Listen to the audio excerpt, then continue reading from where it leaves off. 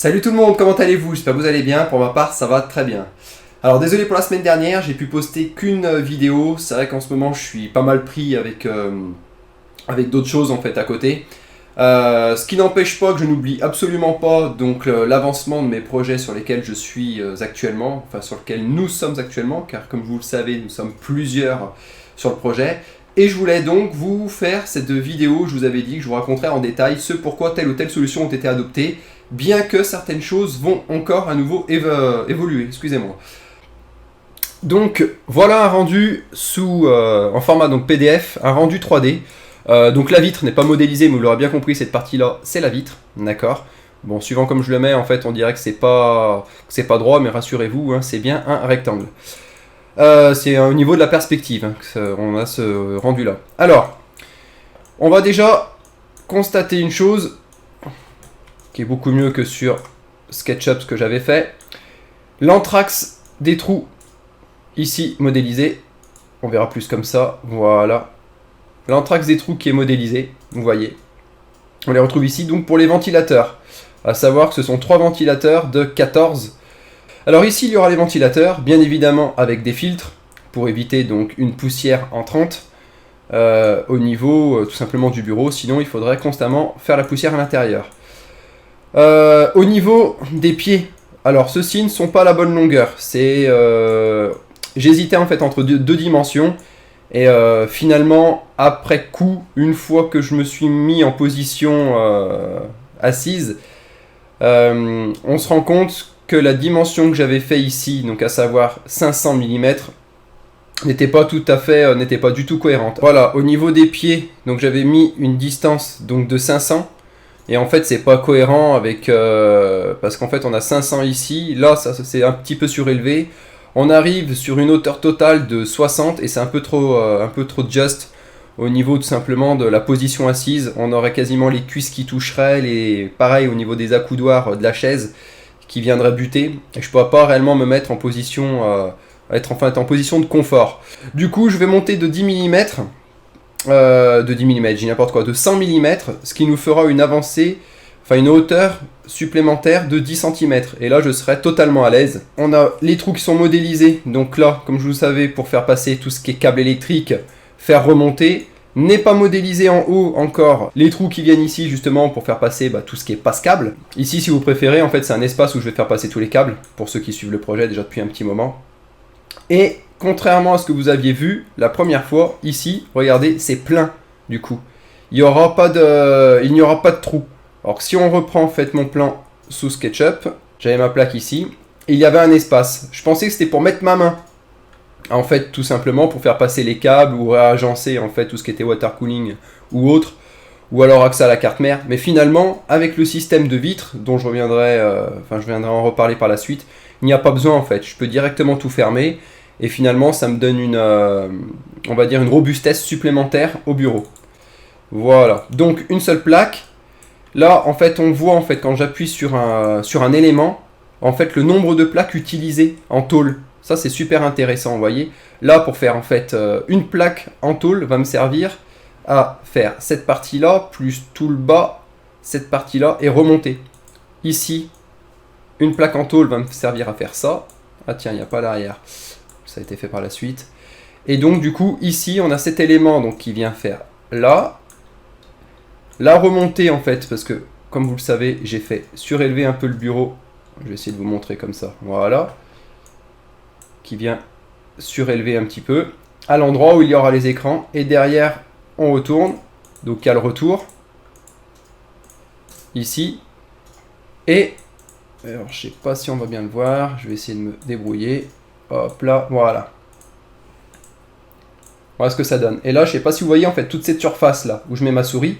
C'est le retour, en fait, là où viendront prendre appui les bras ergotrons, afin de faire un effet de serrage pour pouvoir mettre le triple screen.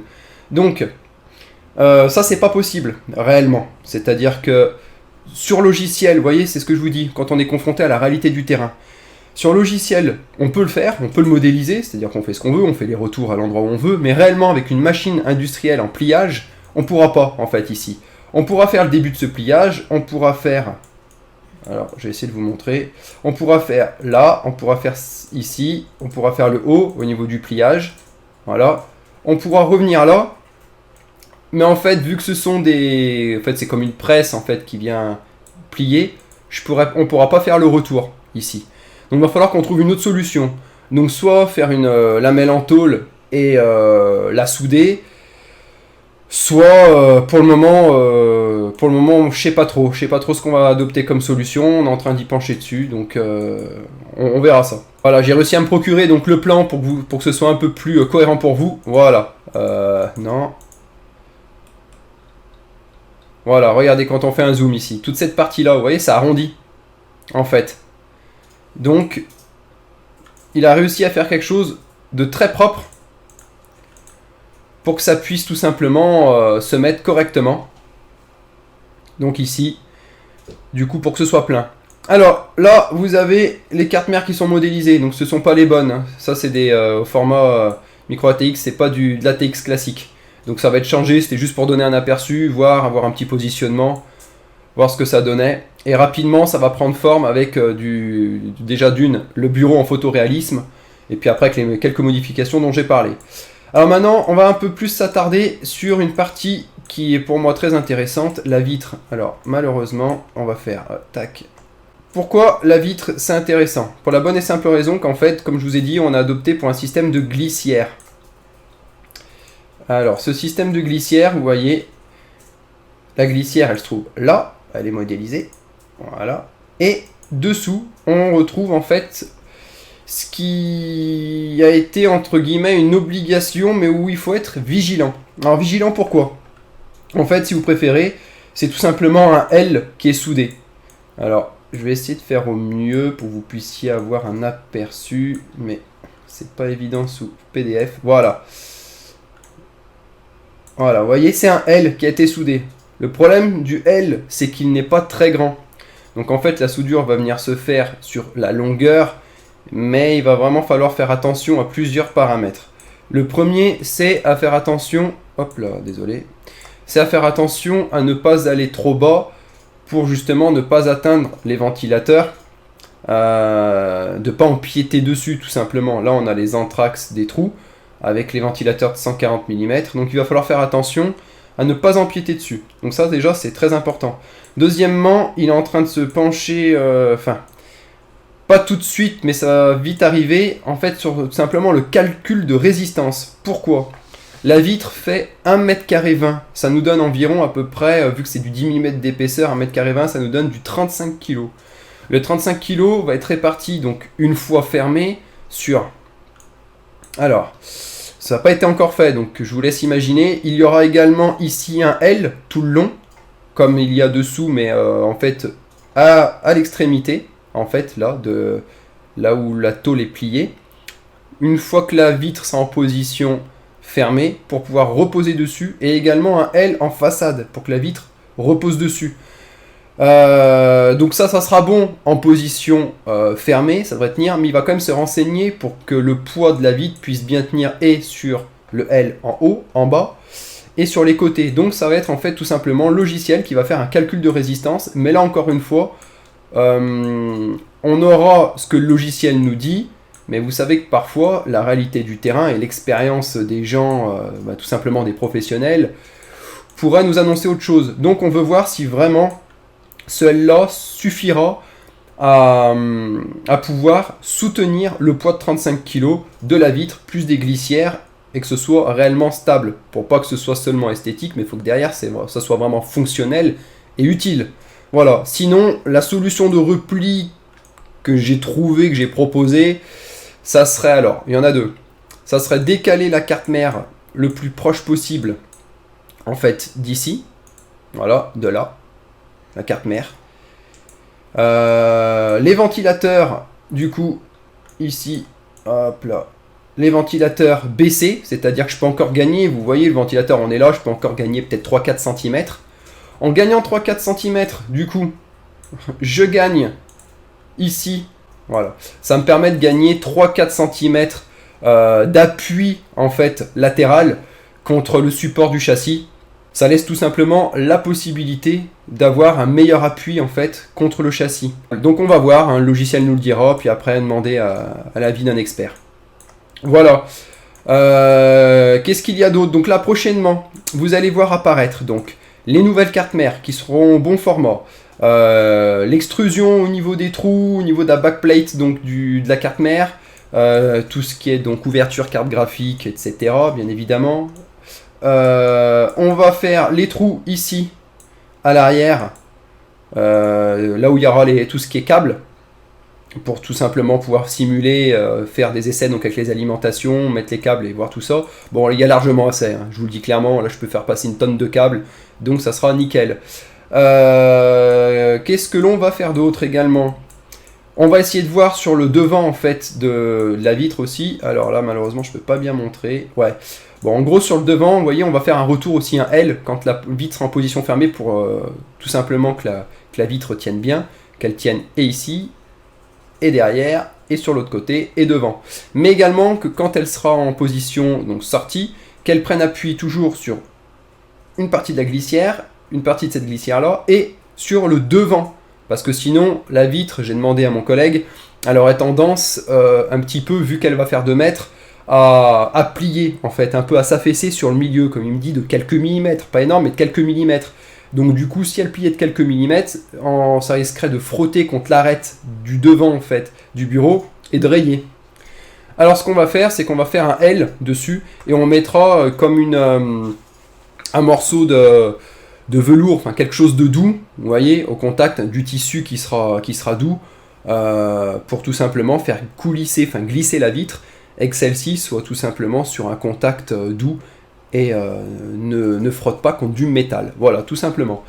Donc ça va arriver. Deuxièmement, on va essayer de simuler donc faire, comme on avait dit donc sur la dernière vidéo, du photoréalisme. On va essayer de faire plusieurs modèles, c'est-à-dire qu'on va essayer de simuler de l'alu brossé, on va essayer de simuler de l'alu brossé peint, c'est-à-dire en noir, en blanc ou autre, et on va essayer de voir tout simplement si avec de la tôle peinte, ce que ça donne, via du photoréalisme. Deuxièmement, ici, il va y avoir donc le lecteur DVD, lecteur graveur DVD. Ici, ça sera tout ce qui est option d'allumage, reset ou autre. Donc en fait, j'ai trouvé des belles façades avec des boutons pressoirs qui sont super beaux. Et quelque chose qui n'avait pas été, enfin pas prévu, qui n'avait pas été forcément prévu, mais on est bien d'accord que les boutons seront ici. Il va falloir les faire passer dans le bureau. Donc, on est en train de réfléchir à une solution également, mais je pense avoir trouvé 2-3 trucs. Soit je mets une plaque au-dessus, en fait on met une petite plaque ici en alu, donc sur toute cette partie-là. On met une plaque en alu, et en fait on la surélève un tout petit peu. Et alors il faut faire attention par rapport en fait aussi au ventilateur, à pas toucher. Alors attendez, je vais essayer de vous montrer. Hop là. Je vais vous donner le tournis à tourner n'importe comment. Voilà. Donc mettre une petite plaque en alu, en fait ici, surélevée, et qui permettrait tout simplement, en fait, de faire passer les câbles dessous, et on ne les verrait pas. Donc les câbles, ils seraient là, les fils conducteurs, tout simplement, d'allumage, de reset, etc. Et les faire passer, en fait, dessous, tout le long. À la rigueur, je peux même mettre une mini goulotte à l'intérieur, bien propre. Ça serait dissimulé par la petite plaque en métal que l'on mettrait dessus. Et vous voyez, ça fait du coup, ça donne ça. Donc c'est quand même assez propre. C'est vraiment, j'aime bien. Tac. Allez, voilà, je vous montre comme ça, de cette manière-là. Je trouve que ça rend bien. C'est la solution que je vais adopter. La suite arrive bientôt. Fabien va être en vacances et va pouvoir me continuer 2-3 choses. Moi, je continue à regarder parce que je veux vraiment que ce soit... on va dire que je suis assez pénible parce que je veux vraiment que le produit soit bien fait au final. Comme je vous ai dit, quitte à investir un peu de pognon, autant que ce soit pour quelque chose qui soit abouti. Sinon, ça sert à rien. Hein. Je fais le truc en 3 semaines, je donne le projet, je paye un truc et au final, je suis pas satisfait. Voilà, donc bon, je vous ai dit pas mal de choses. Ça avance petit à petit, mais sûrement. Sur ce, je vous souhaite une excellente soirée et puis je vous dis à très bientôt. Allez, ciao ciao.